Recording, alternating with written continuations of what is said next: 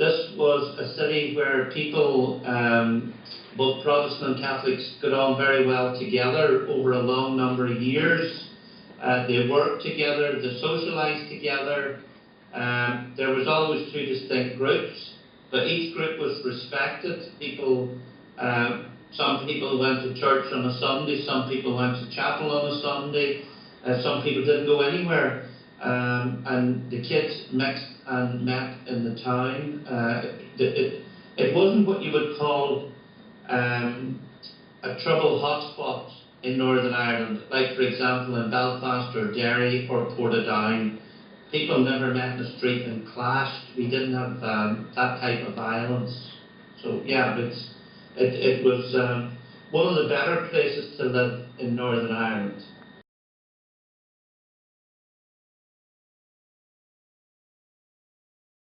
Gerry Adams was someone who was at the head of a very ruthless paramilitary organisation. And in order to be at the head of a very ruthless organisation, you need to be a very ruthless person. So, given what I've just said about how I felt about violent organisations, I wasn't very impressed by them. And in fact, I showed, when I first met Gerry, I don't know if you've seen the Oma film. Have you seen the Oma film? You will see that I deliberately chose not to shake his hand because I wanted to send a message to him. I wanted to say to him, in some people's company you may be important, but in mine you're not. And that was basically the message that I was sent to Gerry Adams. I wanted to let him know that I disapproved of what he and his organisation had done over the past 30 years. So, yeah, I knew that I was meeting someone who had a lot of influence in one section of the community, but there are enormous difficulties with that. And in fact, I have met this summer. I've also met Gerry Adams, and you'll be interested to know on that occasion I did shake his hand. So. I just felt that on that first occasion it was important to make that point, but it would have been childish to continue to pursue that line. He knew how I felt, and I knew how he felt. That was basically what happened in that initial meeting.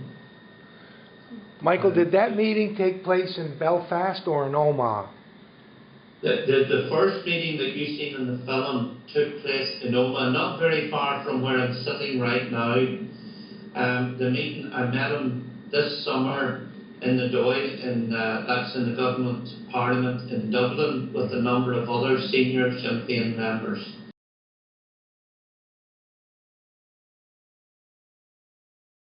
Paul Greengrass came and met us. I don't know, do you know anything about the background of Paul Greengrass? No. Paul Greengrass was a person who made the films Born Supremacy. Have you seen any of those movies? Yeah.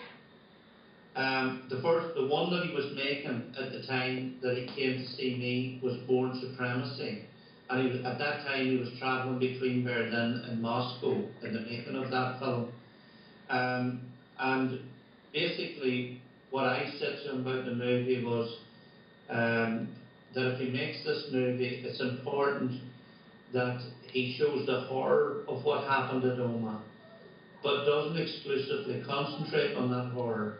I believe that as tragic as Omagh was, there was a good side to Omagh. The fact that people from different religions came together and worked together, and it was important that that be reflected in the movie.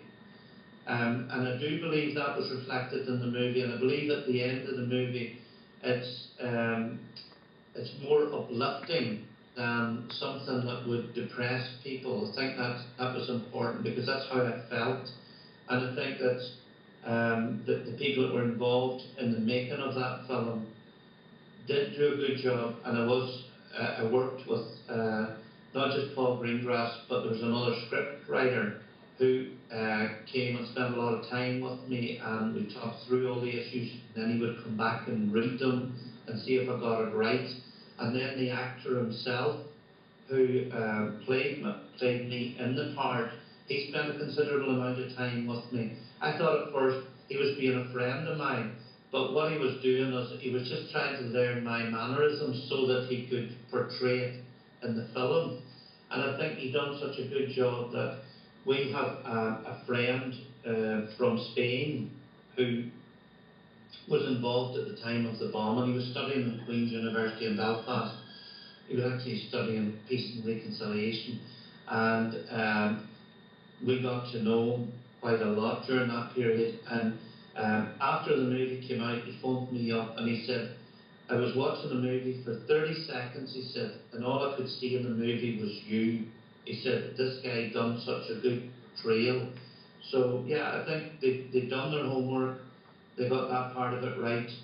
It's fair to say that I was involved in the pre-production, the production, because we went to the film set and some of the filming was done just outside Dublin because they didn't want to make the film in Oma because they felt it would be too traumatising for the people in Oma to see all that scene reenacted. And then I travelled virtually across the world to the various centres where the film was previewed. Like, for example, it was chosen as the Human Rights Watch film of that year. That was 2005. And I went to New York, which is a Human Rights Watch headquarters, where the film was shown, and then to Chicago, and then to Toronto. But apart from the human rights aspect of it, it was shown in quite a few cinemas across Europe, which I attended. So you could say I was involved in the pre-production, the production, and the post-production.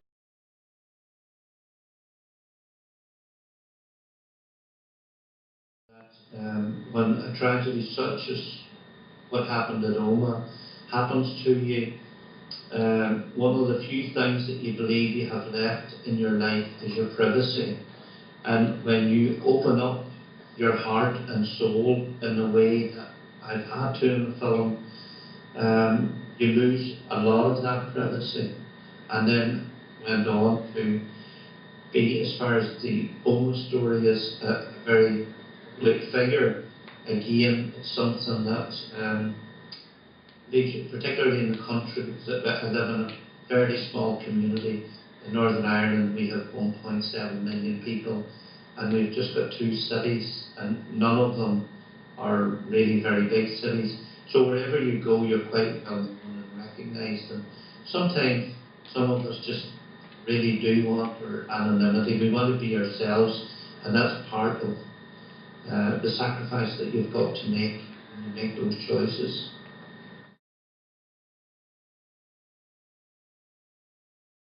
Kevin Fulton, as a young man, like many other young people in this country, when he was 17 or 18, he chose to join the army. And when I say the army, I mean the British Army. And he joined the army, and at that time, like the US troops, there was a lot of British troops stationed in Germany, so you inevitably end up in Germany for quite a long time, because that was where the Cold War threat was, and British and American troops were stationed there.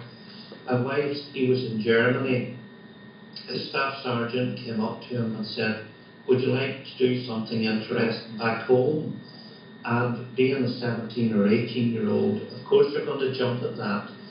And what it actually meant was him retraining as an agent, going back to his own hometown, telling his former friends that he was working in Germany as a construction worker, because quite a lot of people from Britain, from Ireland and England went to Germany at that time, so it was a very believable story.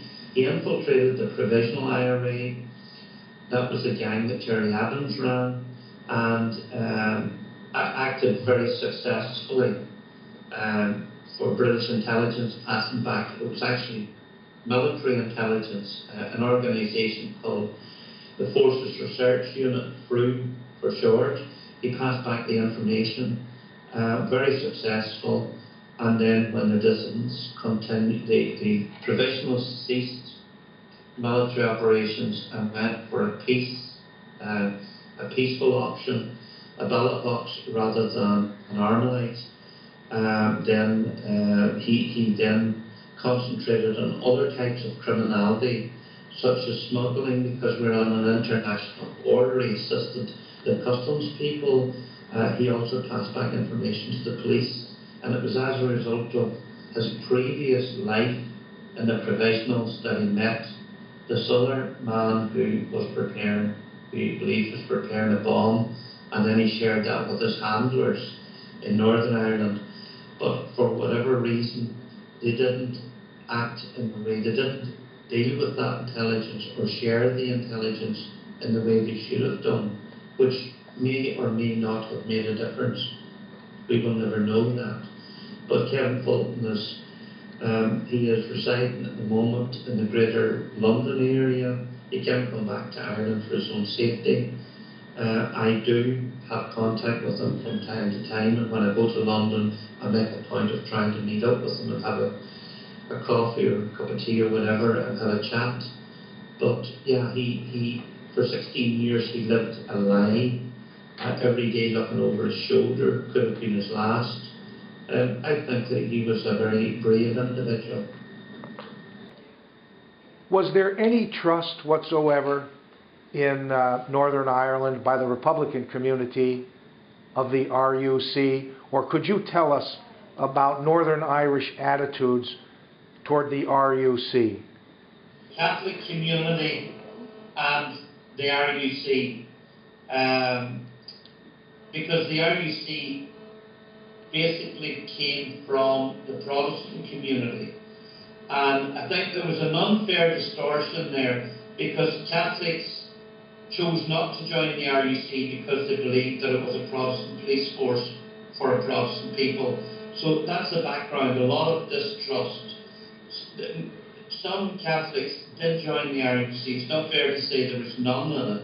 Some did join it and were very brave and done really good work. And it's not fair to blacken the RUC, because where I'm sitting right here now, just behind the monitor, is a large picture. It's a photo montage, if you like, of 302 officers, both men and women, who lost their lives in the Troubles, who were murdered mainly by the Provisional IRA, not exclusively, because the Loyalist terrorists also murdered some police officers. But there was a deep distrust within the Catholic community of the Protestant police force, and that's really where, and then of course when the RUC is out on patrol, and at that period of time there's quite an intense amount of shooting and bombings.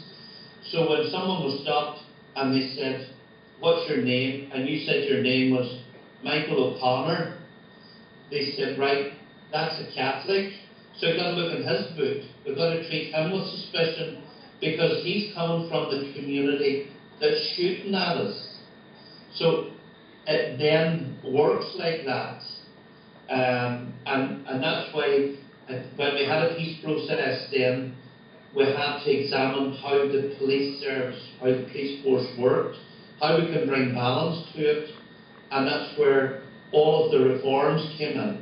Are there better feelings toward all communities to the work of the PSNI, or we do see things coming out of Northern Ireland during the marching season in the summer particularly, and a lot of it is controversial relative to the PSNI. Well, what happened then was, with the new police reforms, you've got a balanced police force, you've got almost an equal amount of Protestants and Catholics. That has been wholeheartedly embraced by all of the community. But as you've just said, from the flag protesters that feel that that things are moving too fast, that they're not being part of the change, as it were. You're now seeing people from the Protestant community, the extremists within the Protestant community, attacking the police force. So the thing has turned around a little bit, if you like. But by and large, the PSNI is widely accepted right across both communities in Northern Ireland. Whenever they're attacked, and they have been attacked very often. In fact, we had a young police officer brutally murdered here in Oma, who was a Catholic, in 2011. Ronan Kerr was his name. He was 26 years old. Murdered by a car bomb, a bomb put under his car as he was going to work. And an enormous outpouring of support for his family and disgust at what happened. So yeah, I think we've got the policing issue resolved. We just haven't everybody with us. We've got the dissidents who, the reason I'm speaking to you here today is because they didn't accept the peace process and planted bombs and tried to murder people. They are still a very potent and dangerous force to be dealt with. And then on the other side, there's a small number of people from what could be described as the loyalist community who believe that their tradition and faith is being eroded and they're losing it and they're fighting. But the middle ground is much wider and people greatly support the PSC.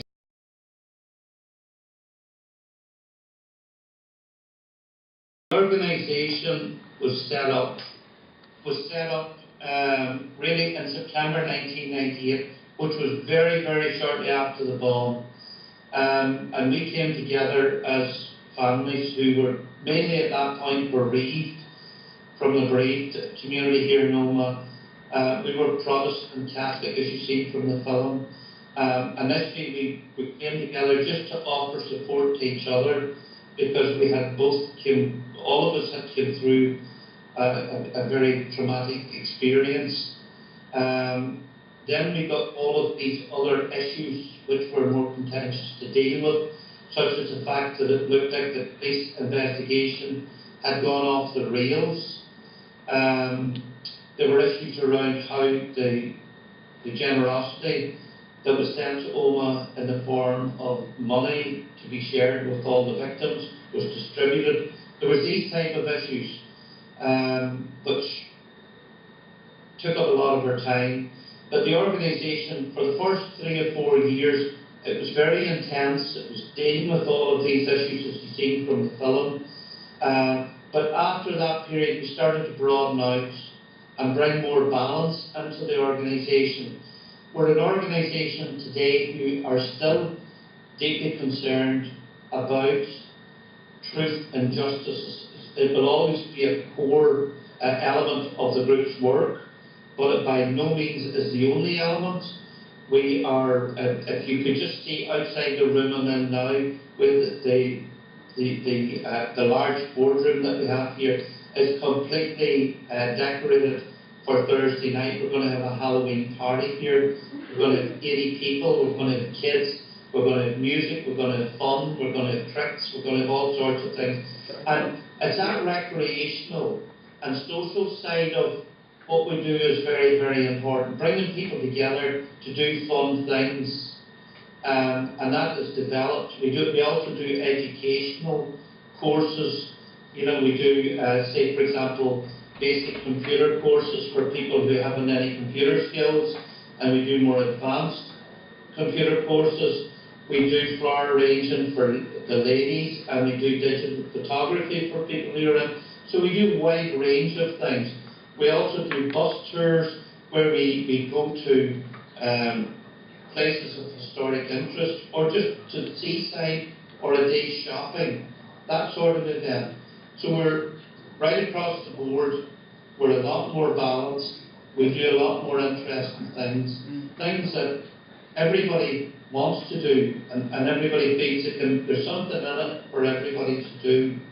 So whilst we're still, I am personally still very engaged in the truth and justice issues, the wider group is very much interested. And what I would say to you is, please go on our website, and that will give you an indication of what we do. Our email address is omabom.co.uk,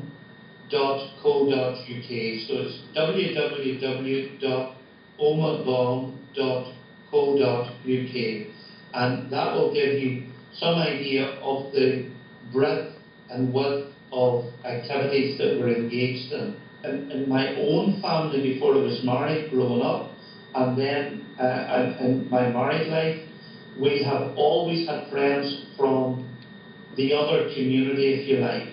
We've never decided that our friends are going to be Catholic or Protestant. We've always decided our friends are going to be our friends because they're fun people to be with. That religion doesn't come and doesn't play a part in it whatsoever.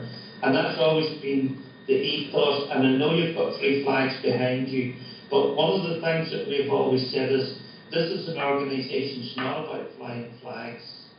We don't believe in dying for our country. We believe in living for our country. That's more important. And that's the attitude that we have. We're fully committed. In fact, just before I came on to this video link, and we have a very, very tiny Jewish community in Northern Ireland. It's so tiny, you could count on one hand. And I was just meeting with a lady who's not from a Jewish community, but who is very interested in reaching out and promoting the Jewish community, which I am also very interested in. And so and when we have our service, we have a service once a year on the nearest Sunday to the 15th of August to remember all those people that died. We make sure that there's always an Irish element, a British element, and a Spanish element to that service, because 2 young Spanish students died in Oma and 11 young people were injured in the bomb, and there was also 3 young people from the Irish Republic who died in Oma. So it's an all-encompassing service, and that's what the group is about, is making everybody feel part of it and feel welcome.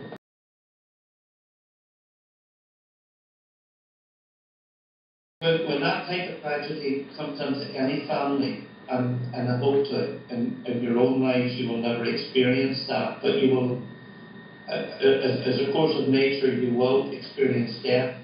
It puts an enormous burden on you, and you need to reach down very deep inside to reach for the strength to carry on.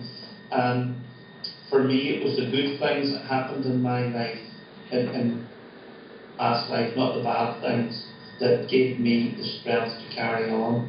It was enormous strain on relationships, because somebody, either your wife or your daughter, I have 2 daughters and my wife, and sometimes they might feel that, how can you go and do that? You don't care. I couldn't possibly go and do that. And this is quite common. It's something that happens within human nature that people just find it difficult to understand. It is difficult, and it does put strains. It does make things difficult. But in the end, before I done what I done, before I got involved in the Oma film, before I went forward as a spokesperson for the group, we had a meeting. We had a family meeting, and I think the decision that we made was, it was obvious that we were going to surrender some of our privacy, but it was also very important that we go out and we tell the world about the type of person that we lost. In our case, it was Aidan. We don't want politicians or reporters or other people giving that message. We felt that we were the best people empowered to do that, to talk about our loved ones, to talk about the people that we lost. So yeah, it's not an easy thing to do. It continues to put strain, because when you give a lot of time, and if you just do a Google search on me, you will see the amount of media stuff that has been done over those years. And in the early days, particularly, I took an attitude that if the media wanted to speak to me, I would speak to them, no matter who that media was. And some of those media people I had difficulty with because they came with I knew they were coming with an agenda, but I never refused to speak to any of them.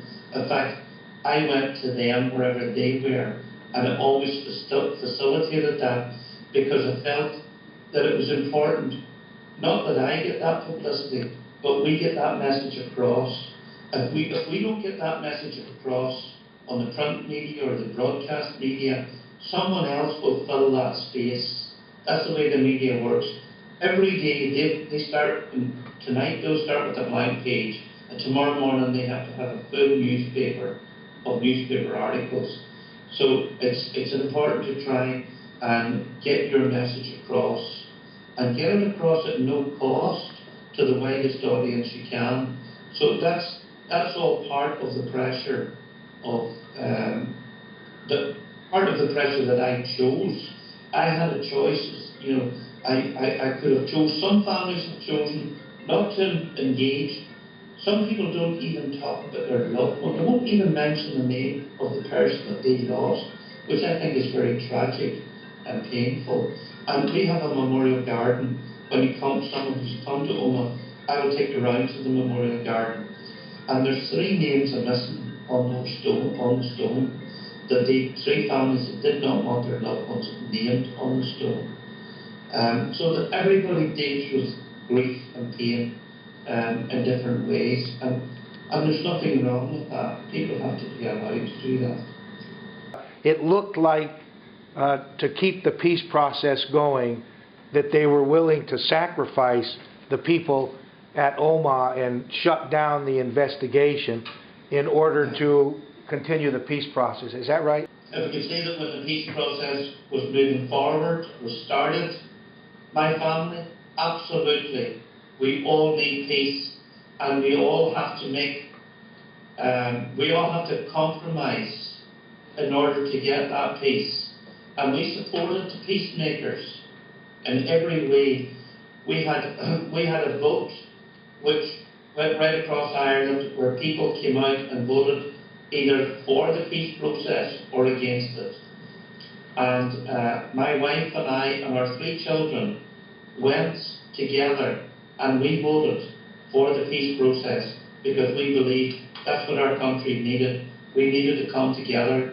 We needed to stop killing each other. We needed to start talking and working together. But what happened is it became evident then when we had the Omagh bomb that there were politicians at the very top level who believed that some of the issues within the Omagh bomb could have prejudiced or could have made difficulties for the peace process. And I think that's wrong. I think that we should have pursued those people that murdered 31 innocent people. I think our peace process would be stronger for having stood up to those people and dealt with them in a lawful way. And that's what I believe today. I believe that we should not have to have peace at the cost of 31 innocent lives. I'm extremely disappointed. I think the peace process, I think the people of Ireland would have been stronger. They wouldn't have given up on the peace process if the Omagh bombers had been put in jail. I think the politicians were just so nervous about those whole issues that they did not want to put the Omagh bombers in jail. And that's the bottom line as far as we can see it.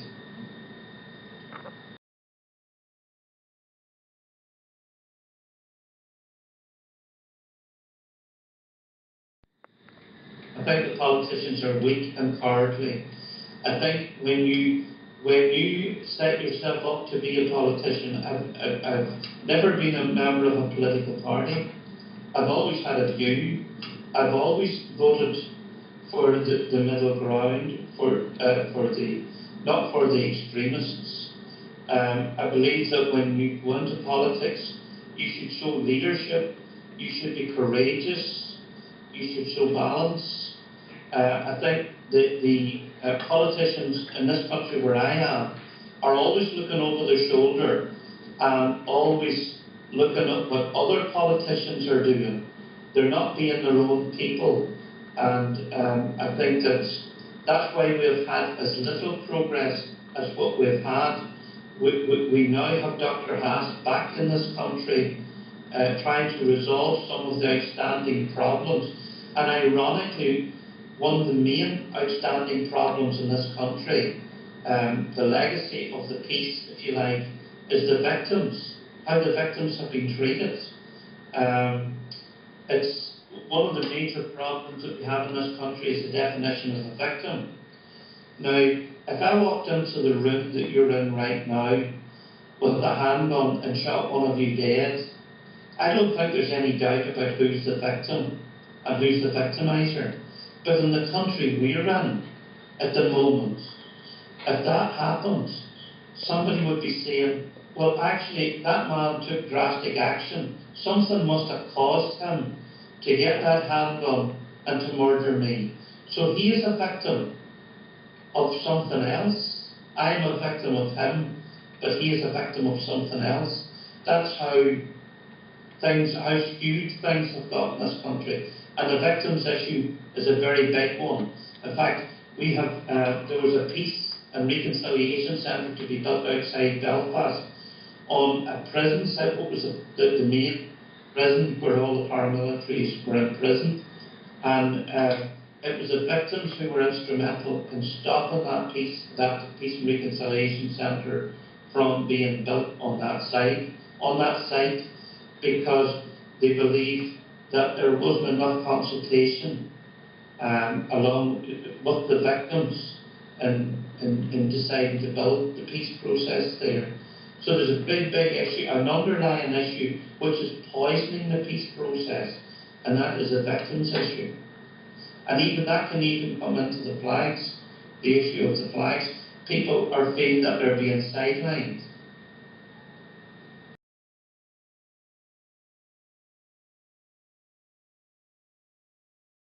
My youngest brother was 26. His name was Hugh. He was married with 2 children, Heather and Paul. Paul was 5 and Heather was 3. And he was in the security forces. He was in the military. And this was a regiment that was formed within Northern Ireland to support the police. And he was in that regiment. It was called the Ulster Defence Regiment. And it's had some bad publicity because some of the people within that organisation were bad people and actually did murder Catholics and did collude with loyalist paramilitaries. But the majority of them were decent human beings. And he was a member of the Ulster Defence Regiment. And he was he then left the regiment, and 3 months after he left the regiment, he was ambushed in his car. There was 3 shooters using short and long barrel weapons, and they fired up to 50 bullets. In fact, just 2 months ago I met the investigators and they described the attack as a frenzied attack. He died on the 3rd of June 1984. It was a very painful event and time for all of my family, particularly my mother and father, who that event would have shortened their life without any doubt. That was extremely difficult, and that was the Provisional IRA, was the organisation that murdered him.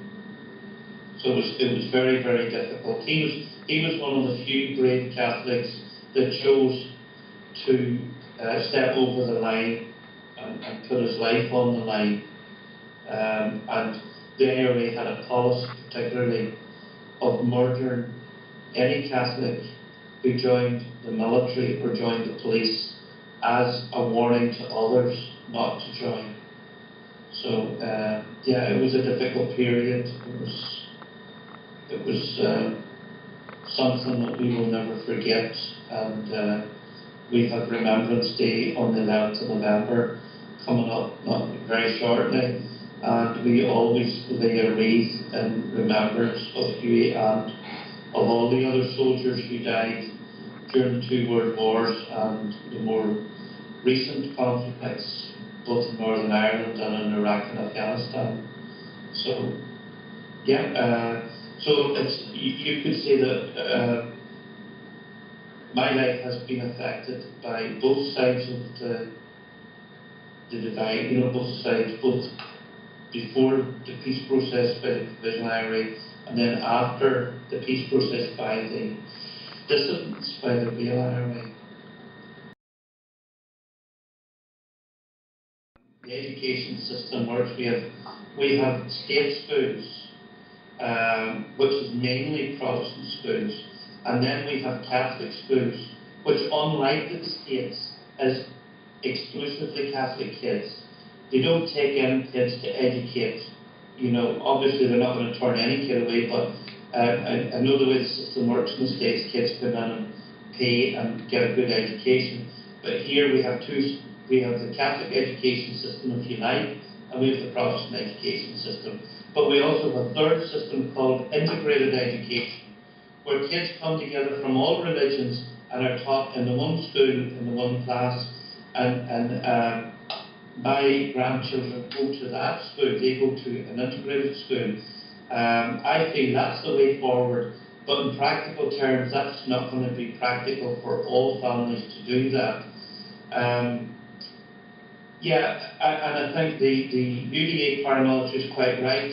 What we're doing is we're passing on our prejudices and our hatreds to our kids, who are then reenacting that. I think history has to be taught in a balanced way, and I think there has to be compromises there. And I think that we need to have a narrative that will cover all of the troubles, tell the truths about both sides, and both sides have things that they're not proud of. I think that needs to be part of it.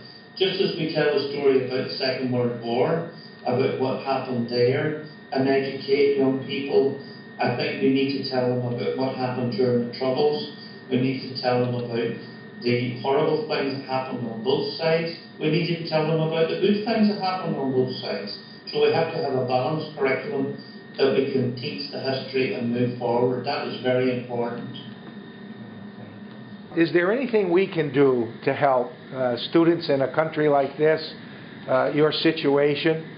And another thing, completely non-related, we do have a website dedicated to the Troubles in Northern Ireland, and of course there's YouTube today. Would you have any objection if we put some of this on YouTube or on our website? We won't get you into any trouble or anything, would we? I would be absolutely delighted. Oh, thank you. I think it's good to make friends, and I'm glad to make friends with all of you in front of me here today, and make other friends. Just less than 2 weeks ago, I was in Maryland.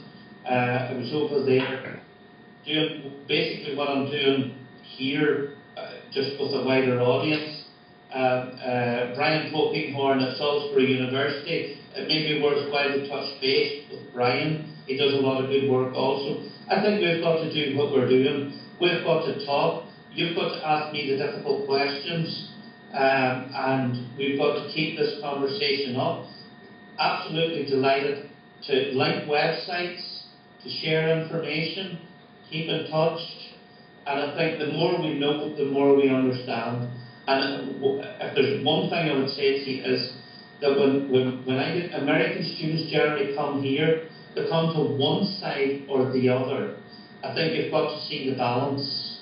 You've got to be part of that balance and hear what both sides, you know, what the argument on both sides are. And there's nobody's story is wrong. Everybody's story is everybody's story. And I have no objection sitting in front of anybody, whether they're from the Provisional IRA or the UDA, and dealing with those issues, because it's only through dealing with those issues that we can all move forward. If we talk through walls or through newspapers, we're never going to build relationships. And when we start, that's a problem, when we start to build relationships, we understand that we're both human.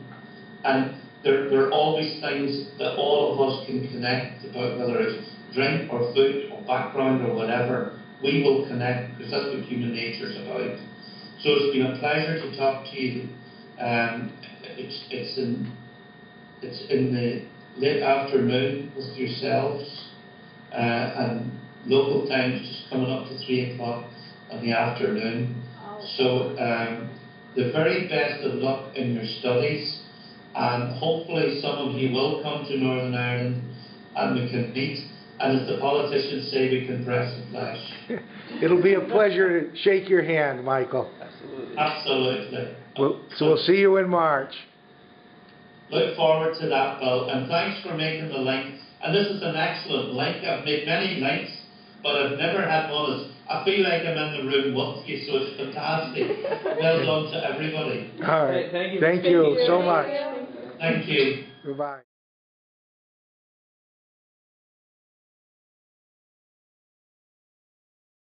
Hi, I'm Connor Tripp, and I think from talking to Michael Gallagher that he was a very brave man. I don't think that I would have been able to talk about those kinds of deep losses with such an open heart, and how he's been able to push through it all and recover for his community. It's a great experience and a great person.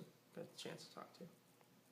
My name is Odell Bouchard, and I think it was really inspiring to hear Michael talk about his cross-community involvement and work for peace in the Troubles in Northern Ireland. I think that his belief in living for your country rather than dying for your country exemplifies a more peaceful, productive way of thinking when you apply it to a countrywide problem as compared to more military thinking, and I think Michael exemplifies that. He seems to be like a grandfather figure, and I really wanted to give him a hug because everything he said was really moving.